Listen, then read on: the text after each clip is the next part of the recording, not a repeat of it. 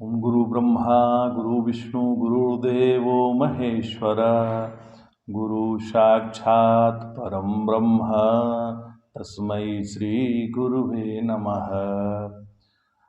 सदाशिवसमारम्भां शङ्कराचार्यमध्यमाम् अस्मदाचार्यपर्यन्तां वन्दे गुरुपरम्पराम्। ओम श्री गुरुभ्यो नमः। ओम श्री परमात्मने नमः। हम लोग गीता के 15वें अध्याय पर विचार कर रहे हैं और 15वें अध्याय के 16वें श्लोक पर पिछले एपिसोड में हम लोग विचार किए थे। देखिए, हम लोग पंच महाभूतों को देखते हैं तो पंच महाभूत कौन कौन है? तो पृथ्वी है, जल है, अग्नि है, वायु है और आकाश। पृथ्वी, जल, वायु, अग्नि, आकाश। वायु से पहले अग्नि है, फिर आकाश। तो इसको इसी से इनकी जो तन मात्राएं हैं उसी से बनी है इंद्रियां, और बनी इंद्रियों के द्वारा इनका दर्शन होता है। इनका दर्शन किस चीज से होता है? तो इंद्रियों के द्वारा। तो और असाधारण कारण इंद्रियां हैं और साधारण कारण मन है। साधारण कारण का अर्थ है कि कोई भी देखो सुनो, सब में मन तो रहता ही है। बिना मन के तो ये संभव ही नहीं है। तो अपनी शक्ति बताई, पृथ्वी में धारणा शक्ति है, यह सबको धारण करती है। भगवान ने कहा कि देखो, ये पृथ्वी में धारणा शक्ति है, ये सबको धारण करने वाली है। कोई ऐसा नहीं है जिसको यह पृथ्वी धारण नहीं कर सकती। भाई, जो पृथ्वी पर है, पृथ्वी ही तो धारण की हुई है। तो यह जो धारणी शक्ति है पृथ्वी की, वह पृथ्वी की नहीं है, वह भगवान की है। यदि भगवान पृथ्वी में प्रविष्ट न हो तो न तो ये पृथ्वी किसी को धारण कर सकती है, यहां तक कि स्वयं भी धृत नहीं रह सकती, स्वयं भी नहीं रह सकती। तो वही रसात्मक सोम होकर जल में रसोहम कौन्तेय, माने जल में तो तर करने की, तृप्त करने की आप्यायनी जो शक्ति है वह भगवान है। जो तर करने की शक्ति है वह भगवान ही है। पृथ्वी में भगवान है, जल में भगवान है। अब कह रहे हैं कि वैश्वानर के रूप में मैं ही हूं। तो ये जितने भी विश्व में जीव हैं ये सब वैश्वानर हैं। विश्वनर वैश्वानर, विश्वनर वैश्वानर। तो उनमें तो जो तापनी और प्रकाशनी शक्ति है उसमें सब में उष्मा भी होती है, प्रकाश की शक्ति होती है। तेजस तत्व ठीक है, उसमें तापनी होने के कारण भगवान ही पाचनी के शक्ति के रूप में वहां प्रतिष्ठित हैं। प्रकाशनी शक्ति के रूप में भी वही हैं। तो वही भगवान वायु में प्राणिनी शक्ति के रूप में है। वायु में जो प्राण शक्ति है वह भगवान का ही है। सबको श्वास देते हैं, प्राण देते हैं। बिल किसी के पास नहीं भेजते। ऐसा नहीं है कि बिल भेज देते हैं कि चलो इतना बिजली खर्च हुआ, चलो इतना बिल हो गया, ऐसा नहीं है। तो आकाश में व्यापिनी शक्ति है। आकाश में जो है व्यापिनी शक्ति है, धारणी, अप्यायनी, प्रकाशनी, प्राणनी और व्यापिनी। प्राणनी वायु की शक्ति हो गई, और प्रकाशनी अग्नि की शक्ति हो गई, अप्यायनी जल की हो गई, और धारिणी पृथ्वी की हो गई। धारिणी, अप्यायनी, प्रकाशिनी और वायु को हो गया प्राणिनी, और आकाश का हो गया व्यापिनी। ध्यान दीजिएगा, पृथ्वी का क्या हो गया? धारिणी शक्ति।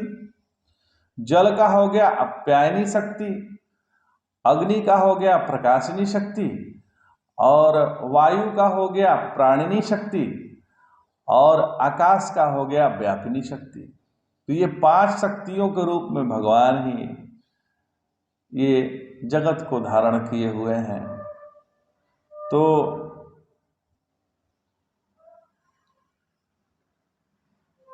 यह 5 शक्तियों से भगवान इस पंच महाभूतों में प्रवेश करते हैं, और पंच महाभूतों के माध्यम से ये पूरे जगत में प्रवेश है, जीवों में प्रवेश है। तो हमें उन शक्तियों के द्वारा उपकृत करते रहते हैं, तृप्त करते रहते हैं, तो तर करते रहते हैं दिन रात 24 घंटे के 24 घंटे।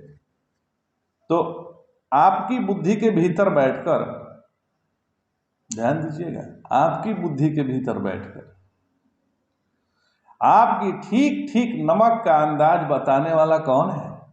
ये हमारा आज भोजन में नमक अच्छा है, इसको बताने वाला कौन है? या आज नमक ज्यादा हो गया है, इसको बताने वाला कौन है? आपके भोजन में जो मिठास बताने वाला है कि आज बहुत सुंदर मधुर मिष्ठान बना है, वो बताने वाला कौन है? थोड़ा ध्यान तो दीजिए महाराज। फिर आपने गायत्री सुनी होगी, धियो यो नः प्रचोदयात्। तो धियो यो नः प्रचोदयात् जो हमारी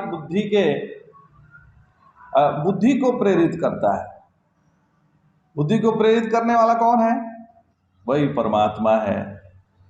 तो प्रचोदयात् जो है लोट लकार रूप नहीं है, प्रेरित करता है। प्रेरित करे ऐसी प्रार्थना नहीं है, प्रेरित करता है ऐसा सिद्ध ज्ञान देता है।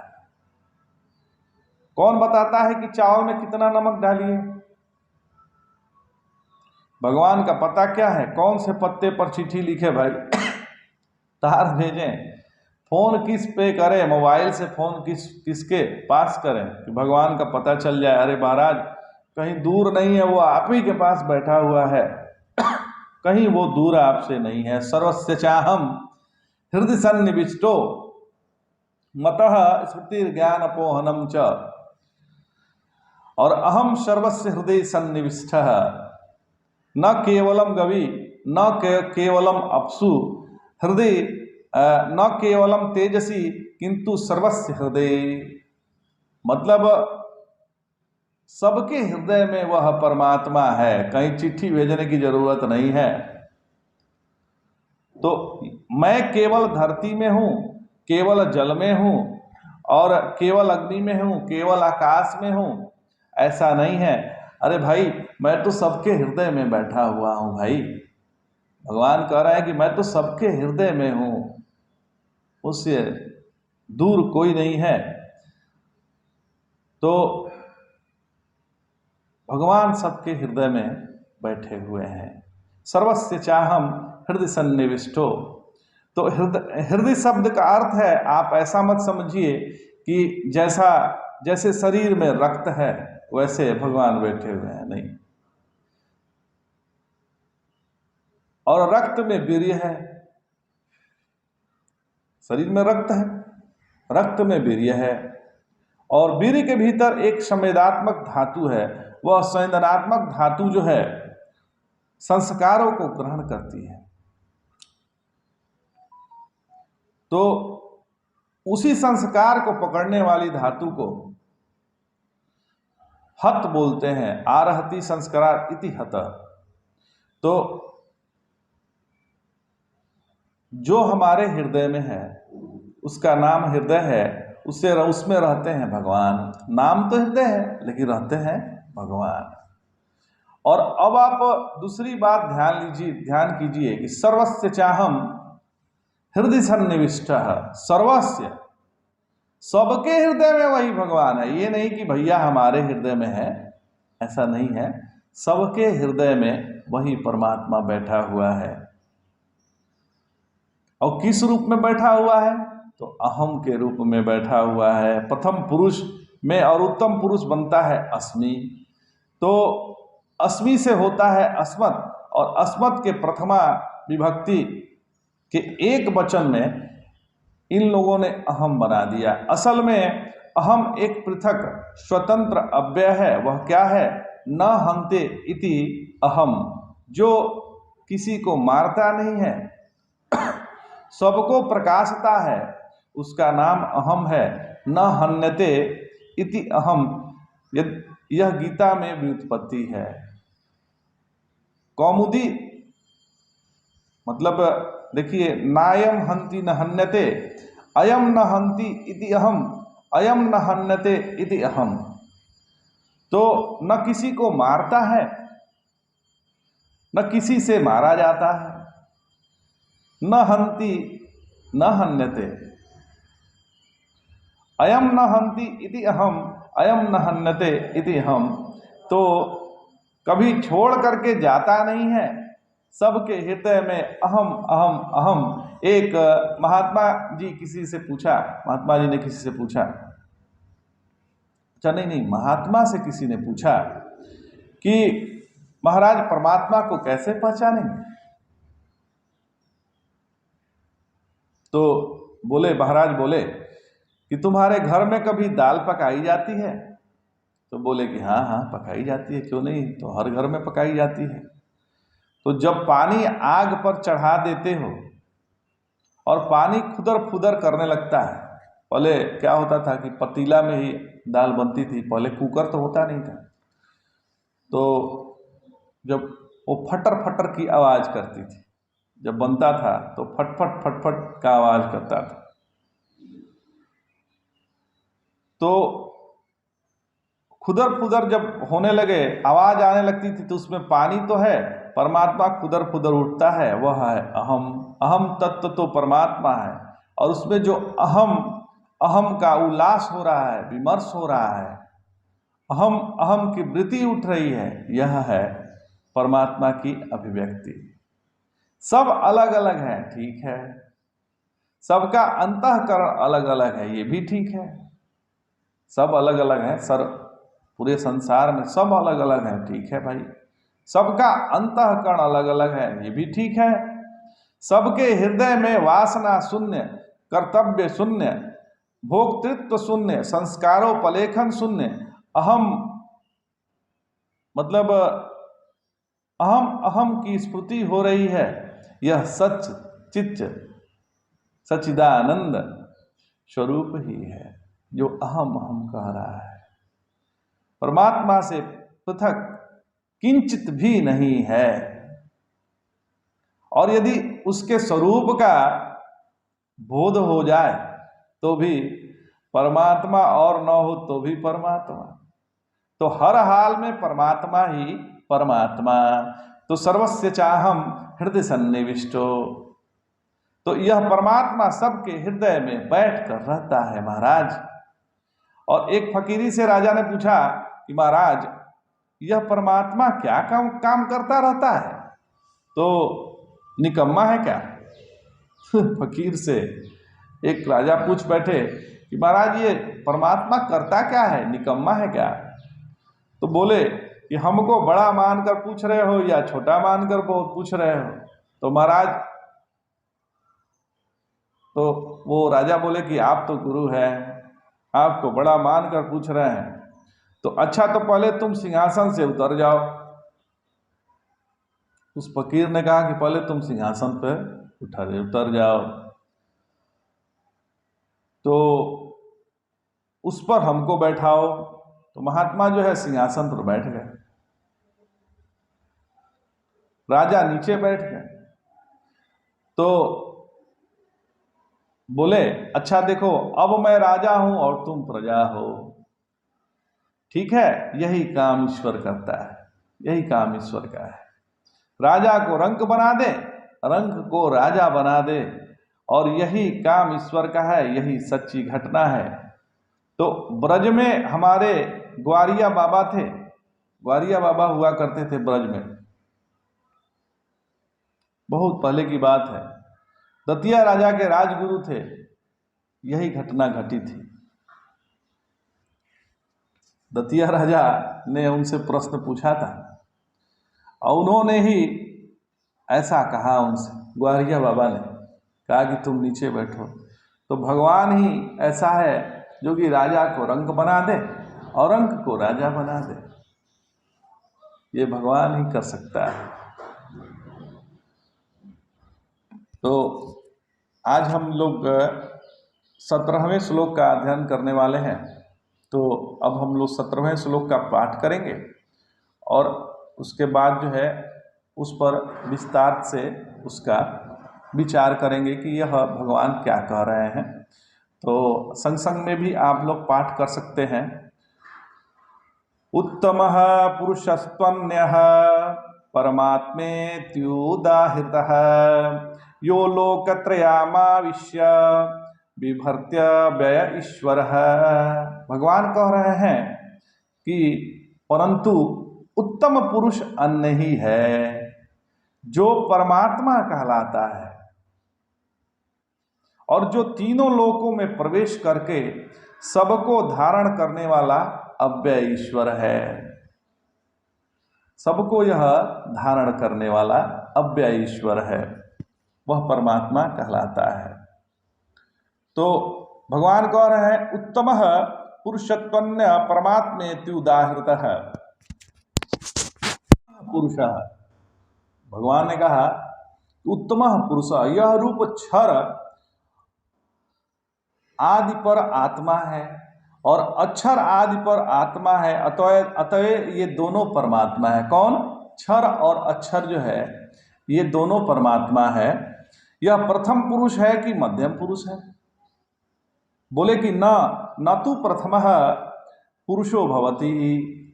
तो फिर कोयम, ये कौन है? ये कौन है?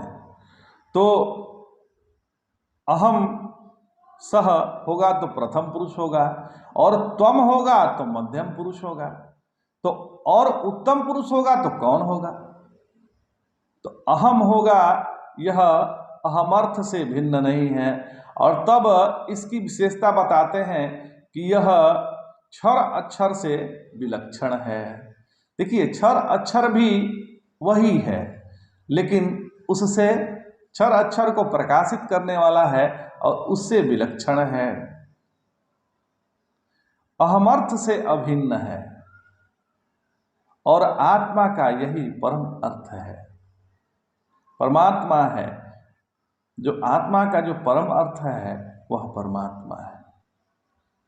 जैसे परम मधुर बोले तो मधुर तो होगा ही, परंतु माधुर्य में जो कुछ मलिनता समाविष्ट हो गई थी उसका भी निवारण हो गया है, तो परम मधुर हो गया। वही परमात्मा मधुर, परम मधुर हो गया। तो आत्मा में उपाधि जुड़ गई तो वह जीवात्मा हो गया। वही आत्मा था, एक ही आत्मा था, वो उपाधि से युक्त हो गया तो जीवात्मा हो गया। और जब उपाधि मिट गई तो यह परमात्मा हो गया है वही। तो यो लोकत्रयामाविश्य, तो यह अभिन्न जो निमित्तोपादन कारण रूप से समग्र त्रिपुटी में व्याप्त लोकत्रय का अर्थ है त्रिपुटी। जो लोकत्रय का अर्थ है वह त्रिपुटी है। दृष्टा, दृश्य, दर्शन। दृष्टा, दृश्य जो हम देख रहे हैं और जो दिख रहा है उसका जो दर्शन, ज्ञाता, ज्ञान, ज्ञेय। त्रिपुटी क्या क्या है? दृष्टा, दृश्य और दर्शन। एक दृष्टा, फिर दृश्य और वो जो दर्शन हो रहा है वह। और दूसरा त्रिपुटी क्या है? ज्ञाता, ज्ञान और ज्ञेय। और तीसरा क्या है त्रिपुटी? जागृत, स्वप्न, सुषुप्ति। तो यही त्रिपुटी है और यही लोकत्रय है।